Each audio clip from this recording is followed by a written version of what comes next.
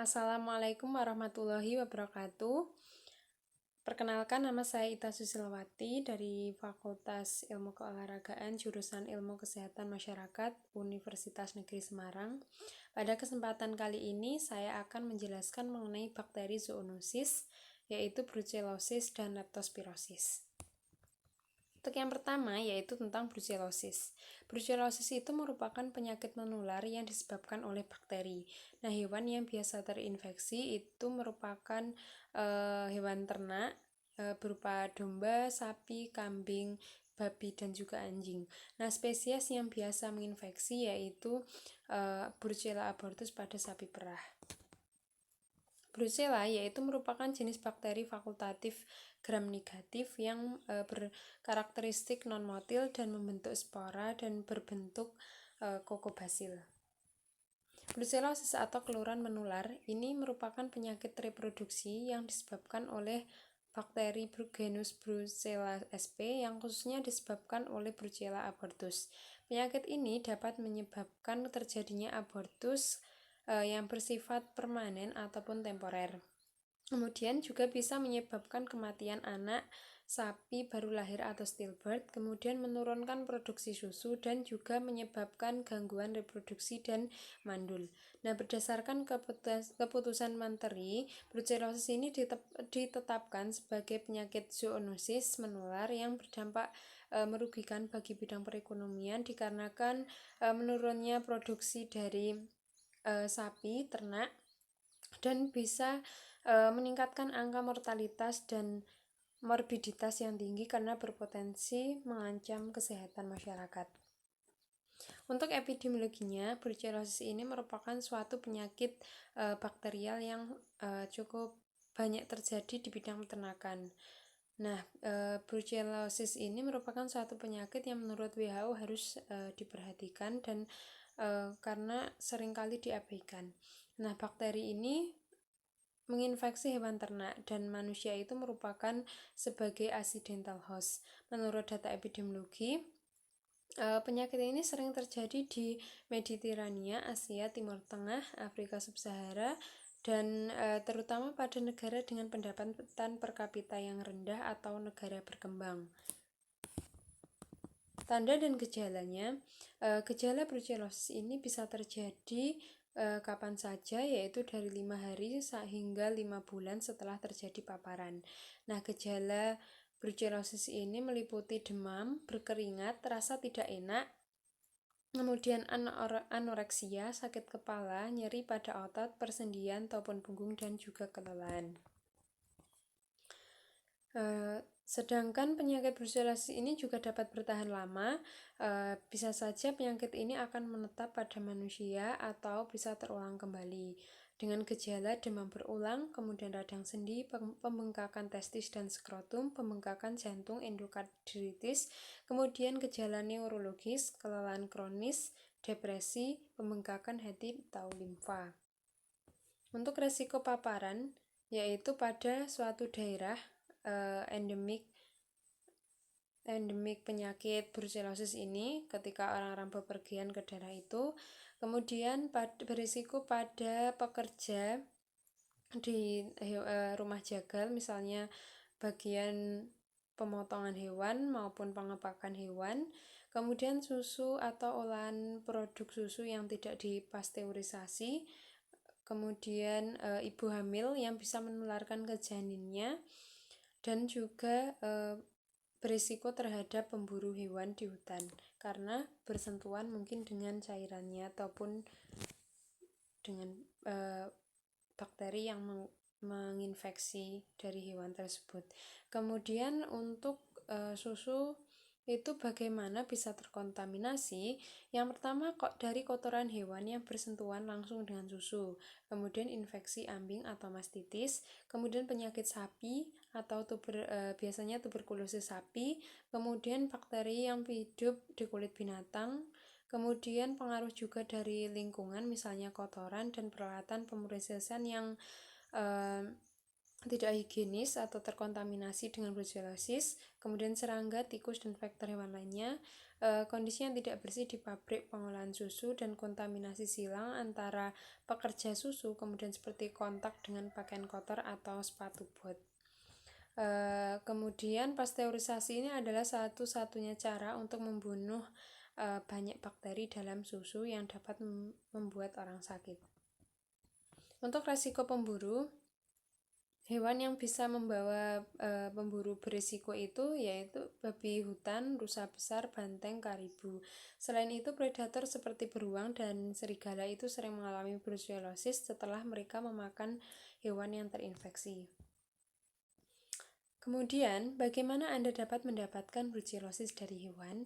Nah, itu bisa terjadi sakit jika darah, cairan, ataupun jaringan dari hewan yang terinfeksi itu bersentuhan dengan mata, hidung, mulut, maupun kulit. Dan itu bisa terlibat dalam kegiatan terkait berburu seperti membantai, menangani atau menyiapkan daging untuk mentah, untuk dimasak yang mentah, kemudian makan daging yang tidak dimasak sampai matang.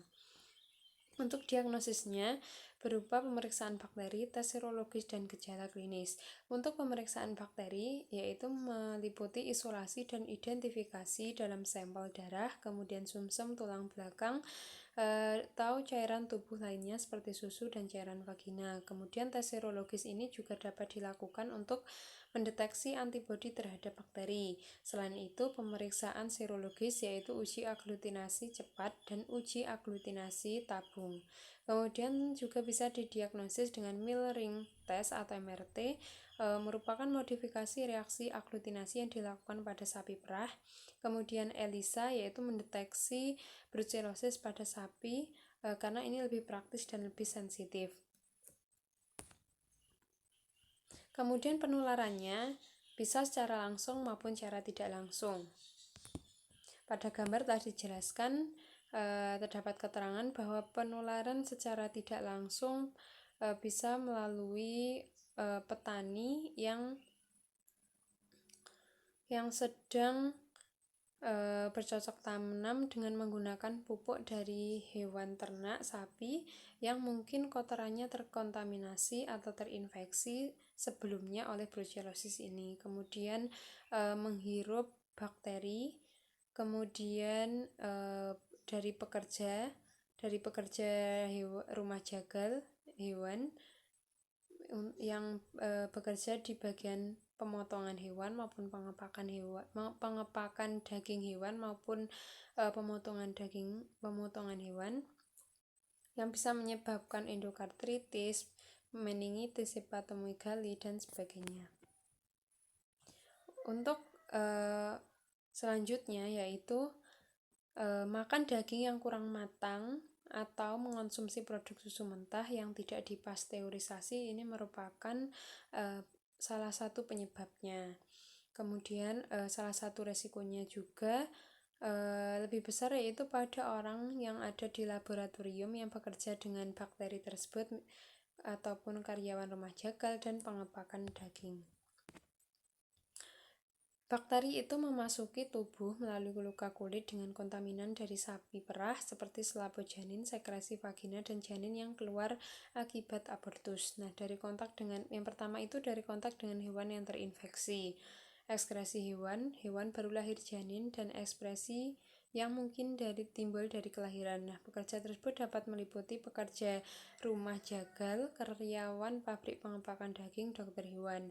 Nah, orang yang berburu binatang dapat berisiko jika mereka dalam keadaan kulit terluka, kemudian tanpa sengaja menelan daging yang kurang matang, kemudian menghirup bakteri saat berpakaian.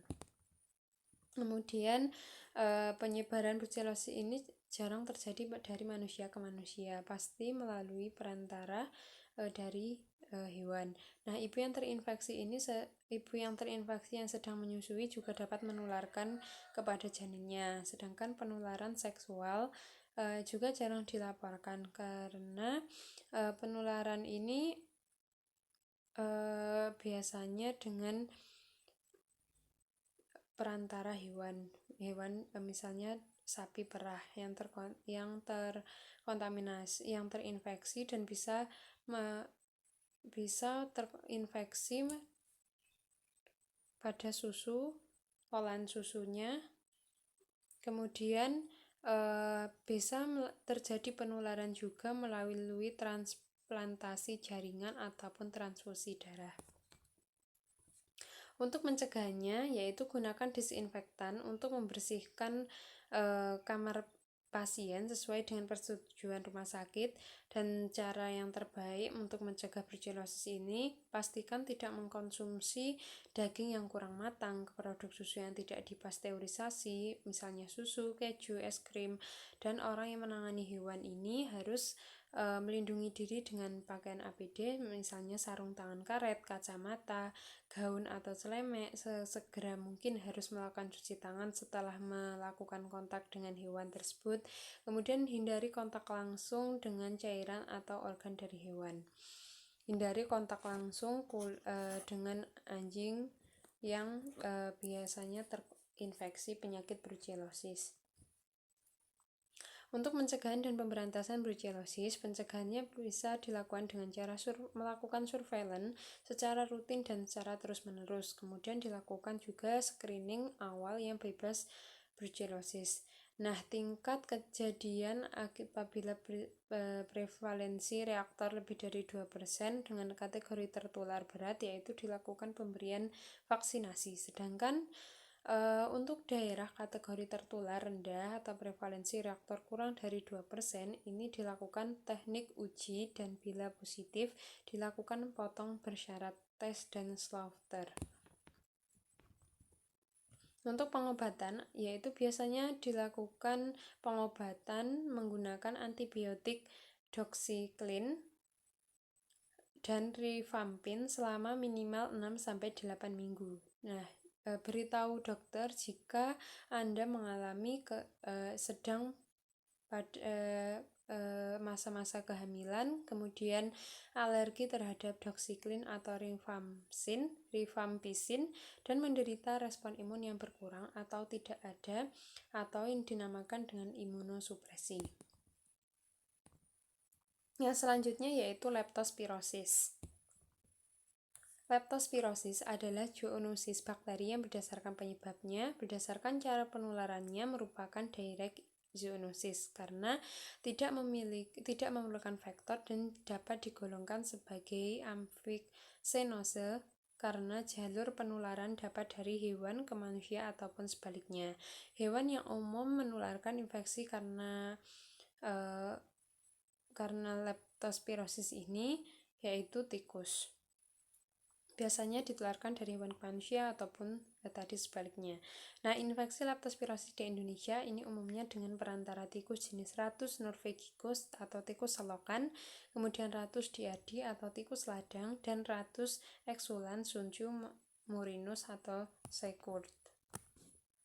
Kemudian etiologinya, penyakit ini disebabkan oleh Spirochaeta leptospira icterohemorrhagic dari genus Leptospira yang hidup pada ginjal dan dikeluarkan melalui urin tikus. Untuk penyakit infeksi ini dikenal dengan berbagai nama. Yang pertama yaitu mood fever, kemudian slim fever, swamp fever, autumnal fever, infectious jaundice, Veldt fever, Kent Coulter, dan lain-lain menurut WHO tahun 2003. Untuk leptospirosis ini merupakan suatu penyakit bakteri yang dapat menyebabkan penyakit serius seperti gagal ginjal ataupun hati, meningitis, kesulitan bernafas, dan juga menimbulkan perdarahan. Siklus hidup dari penularan dari leptospirosis. Penularan leptospirosis ini seperti pada gambar. Leptospirosis ini pada manusia, human personal occupational, ditularkan oleh hewan yang terinfeksi ke kuman leptospira, misalnya tikus. Kemudian hewan pejamu kuman leptospirosis adalah hewan yang peliharaan seperti babi, sapi, kambing, kucing, anjing, sedangkan kelompok unggas serta beberapa hewan liar seperti tikus, bajing, ular, dan lain-lain. Nah, pejamu reservoir utamanya adalah rodent, yaitu tikus.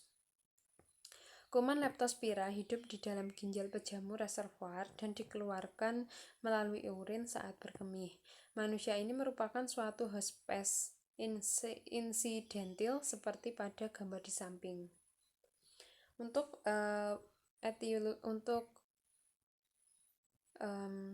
selanjutnya penularannya, menurut Saroso tahun 2003, penularan leptospirosis ini dibagi menjadi dua, yaitu penularan secara langsung dan penularan secara tidak langsung. Penularan secara langsung ini terjadi melalui darah, urin, ataupun cairan tubuh lain yang mengandung kuman leptospira masuk ke dalam tubuh pejamu. Kemudian dari hewan ke manusia merupakan penyakit akibat pekerjaan terjadi pada orang yang merawat hewan atau menangani organ tubuh hewan, misalnya pekerja potong hewan atau seseorang yang tertular dari hewan peliharaan. Kemudian dari manusia ke manusia, meskipun jarang, dapat terjadi melalui hubungan seksual pada masa konvalesen atau dari ibu penderita leptospirosis ke janin melalui sawar plasenta dan air susu ibu. Kemudian untuk penularan secara tidak langsung dapat terjadi melalui genangan air, kemudian sungai atau badan air, danau, selokan, saluran air atau lumpur yang tercemar oleh urin tikus yang terinfeksi leptospira, dan jarak rumah dengan tempat pengumpulan sampah yang dekat. Ini merupakan cara penularan. Selanjutnya yaitu epidemiologi. Diperkirakan 100-150 kasus leptospirosis diidentifikasi setiap tahunnya di Amerika Serikat. Sekitar 50% kasus terjadi di Puerto Rico. Nah, meskipun kejadian di Amerika Serikat relatif rendah, leptospirosis dianggap sebagai penyakit zoonosis yang paling luas di dunia. Diperkirakan lebih dari 1 juta kasus terjadi di seluruh dunia setiap tahun, termasuk 59.000 kematian. Untuk angka fatalitas kasus adalah 5 hingga 15% dalam kasus dengan penyakit klinis yang parah. Untuk gejalanya, gejala ini biasanya muncul dari 5 hingga 14 hari setelah kontak dengan bakteri yang menyebabkan leptospirosis. Namun, gejala ini dapat timbul dari 2 hingga 30 hari setelah kontak atau paparan. Nah, biasanya timbul sakit pada otot betis. Kemudian terjadi bintik-bintik merah pada kulit atau dinamakan dengan leptospiral rash. Kemudian mata berwarna merah atau conjunctival suffusion. Selanjutnya demam, muntah, sakit kepala, nyeri otot, dan ruam tadi. Kemudian selanjutnya patofisiologinya. Leptospira ini dapat masuk melalui luka di kulit atau menembus jaringan mukosa seperti konjungtiva, nasofaring, atau vagina. Nah, setelah menembus kulit atau mukosa, maka organisme ini akan ikut oleh aliran darah dan menyebar ke seluruh tubuh. Leptospirosis ini dapat menembus jaringan seperti serambi depan mata dan ruang subaranoid tanpa menimbulkan reaksi peradangan yang berarti. Kemudian antibodi yang terjadi akan meningkatkan clearance leptospira dari darah melalui peningkatan opsonisasi dan dengan demikian mengaktifkan fagositosis. Selanjutnya manifestasi klinisnya, yaitu leptospirosis. Leptospirosis ini secara umum terbagi menjadi dua, yaitu penyakit anikterik atau non-ikterik yang self-limited, dan penyakit ikterik, penyakit Weil dengan tampilan lebih berat. Perbedaannya yaitu terletak pada tabel berikut. Untuk leptospirosis anikterik ini terjadi dua fase, yaitu pertama fase leptospiremia 3-7 hari. Manifestasi klinisnya berupa demam tinggi, nyeri kepala, mialgia, nyeri perut, mual, muntah, konjungtivitis suffusion atau mata merah. Untuk spesies laboratoriumnya berupa darah dengan LCS. Kemudian fase imunnya terjadi 3-30 hari. Ini manifestasi klinisnya berupa demam ringan, nyeri kepala, dan muntah, sedangkan spesies laboratoriumnya dengan urin. Untuk leptospirosis ikterik, fase leptospirimia dan fase imun ini sering menjadi satu atau overlapping. Terdapat periode asimptomatiknya 1-3 hari. Manifestasi klinisnya berupa demam tinggi, nyeri kepala, mialgia, ikterik gagal ginjal, hipotensi, manifestasi perdarahan, kemudian pneumonitis dan leukositosis. Untuk spesimen laboratoriumnya berupa darah dengan LCS di minggu pertama dan urin di minggu kedua. Untuk resiko paparannya, siapa yang berisiko terhadap leptospirosis? Leptospirosis ini terjadi di seluruh dunia, tetapi paling umum di daerah yang beriklim sedang ataupun tropis.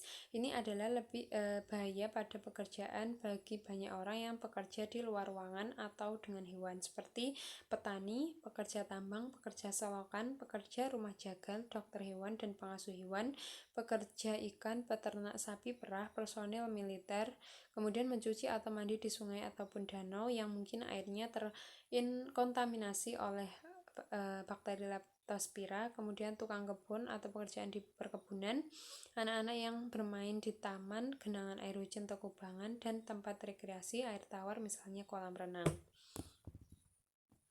Untuk faktor resikonya, selanjutnya untuk faktor resikonya yaitu minum dari sumber air yang berpotensi terkontaminasi, termasuk air banjir, sungai, dan air ledeng yang tidak aman. Kemudian mandi atau berendam dalam air banjir atau air tawar yang terkontaminasi, terutama ketika meletakkan kepala di bawah air atau jika memiliki luka terbuka atau goresan. Kemudian makan makanan yang terkena air yang terkontaminasi dan berpotensi terkena kencing tikus. Kemudian bagaimana orang bisa mendapatkan leptospirosis? Orang yang kontak dengan air atau tanah yang mengandung urin atau cairan tubuh lain dari hewan yang terinfeksi jika mereka langsung menyentuh urin dan hewan yang terinfeksi tersebut. Kemudian selama badai atau hujan lebat, air seni dari hewan misal dari tikus tersebut ada di tanah atau di permukaan lain dan dapat mengalir ke air banjir, mencemari. Kemudian aliran dari sumber air alami lainnya juga dapat terkontaminasi. Diagnosisnya, leptospira ini dapat diisolasi dari sampel darah dan cairan cerebrospinal pada hari ke-7 sampai 10 hari sakit dan dari urin selama minggu ke-2 sampai 4 hari. Kemudian kultur dari isolasi masih menjadi baku emas dan dapat mengidentifikasi serovar. Kemudian sejumlah metode deteksi DNA leptospira dengan reaksi rantai polimerase, kemudian respon antibodi IgM yang lebih kuat dan muncul sekitar 5-7 hari setelah awitan gejala. Kemudian dapat dideteksi dengan uji komersial yang berbasis ELISA, aglutinasi lateks, dan teknologi uji cepat imunochromatografik. Kemudian dilakukan juga uji serologi yang mendeteksi antibodi IgM yang spesifik terhadap genus Leptospira. Untuk selanjutnya yaitu pengobatan. Bagaimana orang mendapat leptospirosis? Nah, leptospirosis ini dapat diobati dengan antibiotik seperti doxycycline atau penisilin yang harus diberikan pada awal perjalanan penyakit. Nah, antibiotik intravenal mungkin diperlukan orang dengan gejala yang lebih parah atau dengan orang dengan gejala sugestif leptospirosis yang harus menghubungi penyedia layanan kesehatan. Jika tanpa pengobatan, leptospirosis ini dapat menyebabkan kerusakan pada ginjal. Kemudian bisa juga terjadi meningitis, gagal hati, gangguan pernafasan, dan kematian. Dosis antibiotik rekomendasi untuk leptospirosis dibedakan menjadi 2, yaitu leptospirosis ringan dan leptospirosis sedang sampai berat. Ini merupakan dosisnya yang dianjurkan. Selanjutnya pencegahannya, untuk pencegahan pada manusia sebaiknya tidak berenang atau tidak mengarungi air yang mungkin terkontaminasi oleh urin hewan atau menghilangkan kontak dengan hewan yang berpotensi terinfeksi, misalnya memberantas tikus. Kemudian memakai pakaian pelindung atau alas kaki yang harus dikenakan oleh mereka yang terpapar air atau tanah yang mungkin terkontaminasi karena pekerjaan atau kegiatan rekreasi mereka. Selanjutnya, pencegahan pada hewan peliharaan. Terutama jangan pernah memegang atau jangan bersentuhan dengan urin, darah, ataupun jaringan dari hewan peliharaan Anda yang terinfeksi sebelum mendapat perawatan yang tepat. Selanjutnya, pastikan hewan peliharaan yang terinfeksi itu segera diobati dan ditindaklanjuti dengan dokter hewan. Kemudian memakai pelindung kerja seperti sarung tangan, pelindung mata, apron, masker, dan jika kontak dengan hewan segera cuci tangan. Kemudian mencuci luka dengan cairan antiseptik dan ditutup dengan plester kedap air. Kemudian mencuci atau mandi dengan sabun antiseptik setelah terpajan oleh percikan urin, tanah maupun air yang terkontaminasi. Kemudian melakukan disinfektan daerah yang terkontaminasi. Kemudian melindungi sanitasi air minum penduduk dengan pengolahan air minum yang lebih baik. Kemudian menurunkan pH air sawah menjadi asam dengan pemakaian pupuk atau bahan-bahan kimia sehingga jumlah dan virulensi kuman leptospira menjadi berkurang. Kemudian melakukan upaya terkait leptospirosis dengan upaya edukasi. Terima kasih. Itu merupakan penjelasan dari penyakit leptospira dan brucellosis. Demikian, apabila ada salahnya saya mohon maaf. Wassalamualaikum warahmatullahi wabarakatuh.